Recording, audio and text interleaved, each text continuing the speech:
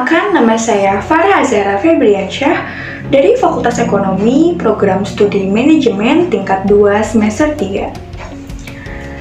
Pada video kali ini, saya akan memaparkan hasil observasi saya mengenai penerapan bisnis model kanvas dan aktivitas bisnis internasional pada firma dagang HMM. Sebelum masuk ke materi penerapan BMC-nya, saya akan menjelaskan terlebih dahulu apa sih pengertian dari bisnis internasional itu, apa saja aktivitasnya, dan saya juga akan menjelaskan tentang sejarah dari firma dagang HMM ini.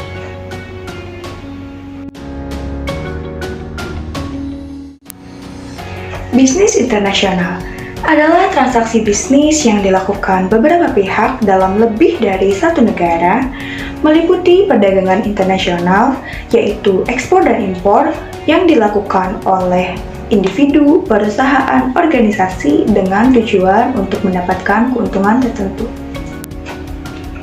Selanjutnya, aktivitas bisnis internasional dimulai dari perdagangan antar negara. Hal ini terjadi karena tidak ada satupun negara di dunia ini yang dapat memenuhi kebutuhan seluruh rakyatnya sendiri. Hal itu terjadi karena sumber daya alam di negara itu kan berbeda-beda ya, maka perlu sekali perdagangan antar negara ini agar kebutuhan seluruh rakyat dapat terpenuhi. Aktivitas bisnis internasional diantaranya ada ekspor, impor, lisensi, waralaba atau franchising, dan kontrak manajemen. Aktivitas bisnis internasional tentunya melibatkan beberapa pihak, baik itu perseorangan maupun perusahaan. Pihak-pihak tersebut diantaranya adalah: yang pertama ada kelompok eksportir, meliputi produsen, agen, conforming house, pedagang, dan trading house. Yang kedua, ada dari kelompok importir, meliputi pengusaha, approved importer, importir umum, importir terbatas, dan sole agen importer.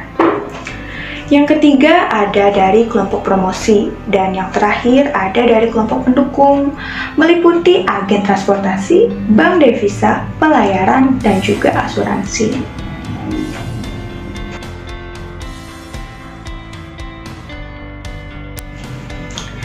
Aktivitas bisnis internasional yang dijalankan oleh firma dagang HMM ini adalah ekspor. Pada tahun 2005, HMM berhasil ekspor melalui resellernya ke beberapa negara seperti Arab Saudi, India, dan juga Malaysia. Tetapi kegiatan tersebut hanya berlangsung sampai tahun 2008. Dan saat ini, HMM hanya berfokus pada penjualan di dalam negeri saja. Oke, selanjutnya saya akan menjelaskan mengenai sejarah dari firma dagang HMM ini. HMM ini didirikan oleh Pak Haji Muhammad pada tahun 1990-an. Merek HMM ini tercipta dari singkatan nama owner dan istrinya, yaitu Pak Haji Muhammad Maryam.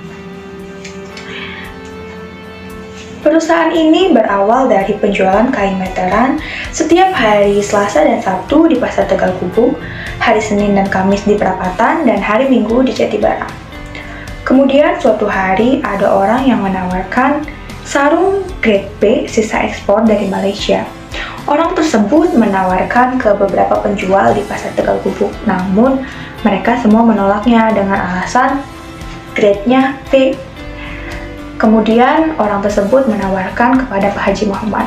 Diambillah oleh Pak Haji, dan tanpa disangka penjualan sarung tersebut melejit pesat. Hingga pada tahun-tahun berikutnya, Pak Haji berhasil memproduksi sarung sendiri melalui pabrik yang ada di Bandung dengan sistem PO.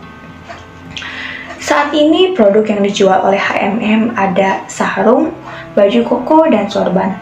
Berikut ini adalah foto-foto dari produknya. Bisa dilihat di sini sarungnya terdiri dari beberapa warna. Nah, ada juga sorbannya juga beberapa warna ya. Lalu ada baju koko dan sarungnya dengan motif yang lainnya. Sebenarnya masih banyak lagi motif dari HMM ini, tapi karena keterbatasan waktu, saya hanya menambahkan beberapa saja. Gambar lebih banyaknya itu bisa diakses lewat Google ataupun Marketplace. Pada tahun 2021, owner dari HMM ini yaitu Pak Haji Muhammad meninggal dunia. Dan saat ini perusahaan diteruskan oleh kedua anaknya, yaitu putra keempat Pak Muammar sebagai kepala perusahaan dan operasional gudang, dan putra ketujuh Pak Syukron sebagai bagian dari operasional keseluruhan perusahaan. Perusahaan ini masih memakai sistem tradisional, jadi tidak ada pembukuan secara pasti mengenai gaji karyawan, pengeluaran, omset, dan lain-lain. Dan saat ini HMM hanya berfokus kepada penjualan di dalam negeri saja melalui reseller-resellernya yang berada di hampir seluruh wilayah Indonesia. Selanjutnya saya akan menjelaskan mengenai penerapan model bisnis kanvas pada firma dagang HMM ini. Nah, apa sih model bisnis kanvas itu? Oke, jadi model bisnis kanvas adalah kerangka manajemen sebuah bisnis yang dibuat untuk merancang bagaimana strategi bisnis akan dijalankan. Sesuai namanya, model bisnis kanvas dibuat dalam framework sederhana yang pertama kali diciptakan oleh Alexander Osterwalder pada tahun 2005. Dengan kerangka sederhana tersebut, bisnis model kanvas akan memudahkan melihat gambaran tentang bagaimana sebuah ide bisnis dan rencana realisasinya dengan cepat. Jadi, model bisnis kanvas ini jauh lebih ringkas ya dibandingkan bisnis plan. Nah, berikut contohnya.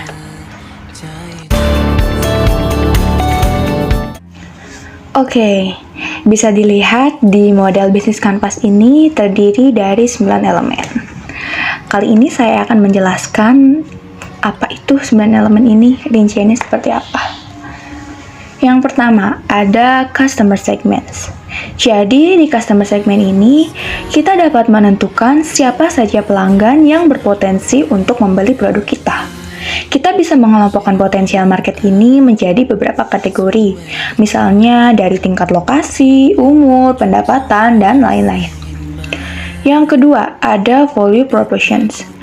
Merupakan nilai jual produk atau jasa kita, sehingga konsumen dapat memilih perusahaan kita daripada kompetitor.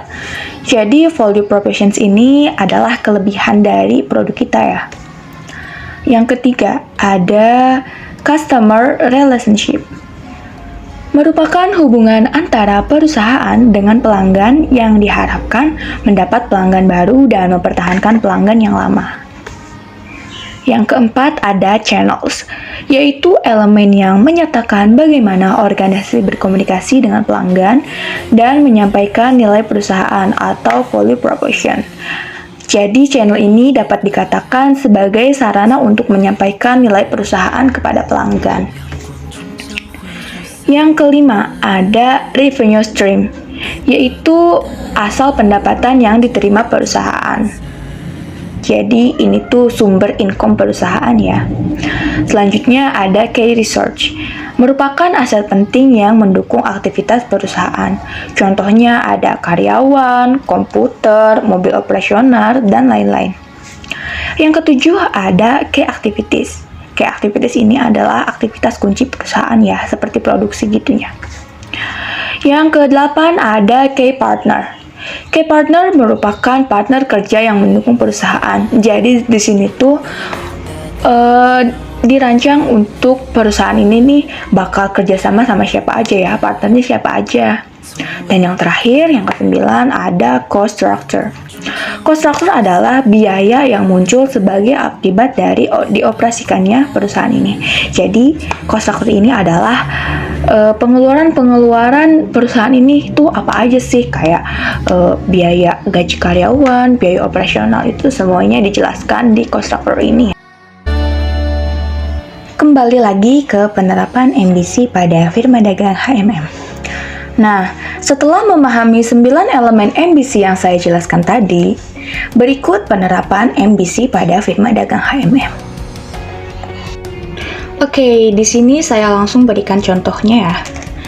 Yang pertama, ada customer segment.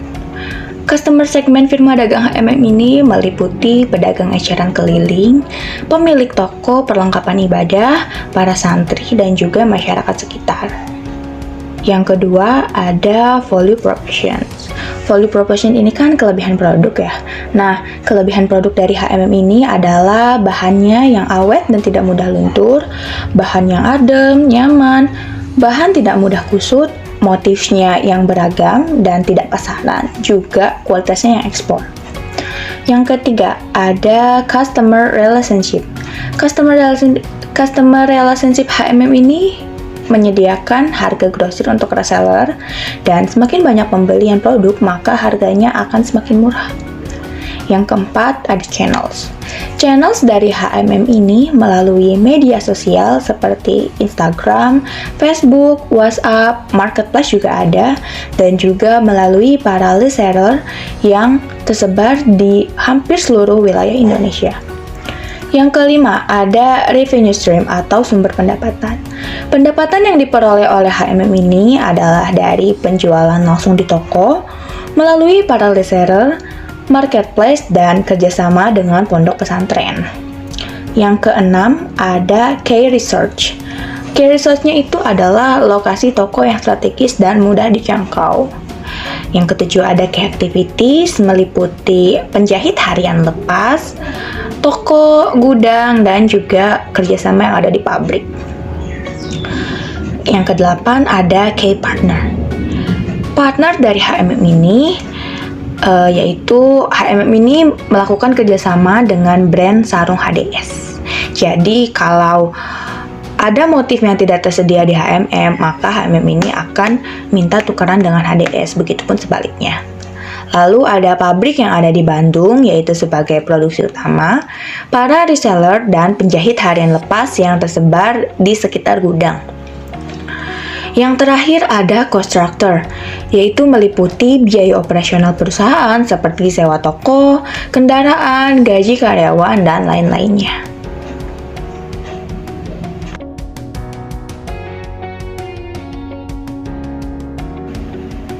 Sekian pemaparan materi dari saya mengenai penerapan model bisnis kanvas pada firma dagang HMM ini. Dapat ditarik kesimpulan bahwa penerapan MBC pada FHMM ini sudah dapat berjalan dengan baik. Dan saran yang dapat saya sampaikan yaitu pertama, perusahaan harus mempertahankan dan meningkatkan relationship dengan para channel sebagai kepanjangan tangan dari toko. Yang kedua, perusahaan harus merekrut sumber daya yang ahli dalam bidang administrasi dan pembukuan agar pembukuan dan operasional perusahaan lebih tertata. Yang ketiga, melakukan branding dan promosi agar penjualan dapat meningkat dan dapat melakukan ekspor kembali. Dan yang ketiga, melakukan inovasi produk. Sekian pemaparan mengenai MBC dari saya. Bila ada yang ditanyakan dari teman-teman, boleh ditulis di kolom komentar ya. Oke, last but not least, berikut adalah hasil dokumentasi pada kegiatan observasi saya kemarin.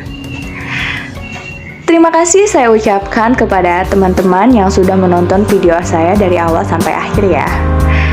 Terima kasih juga untuk like dan komennya. Sampai bertemu di video-video selanjutnya. Bye, thank you.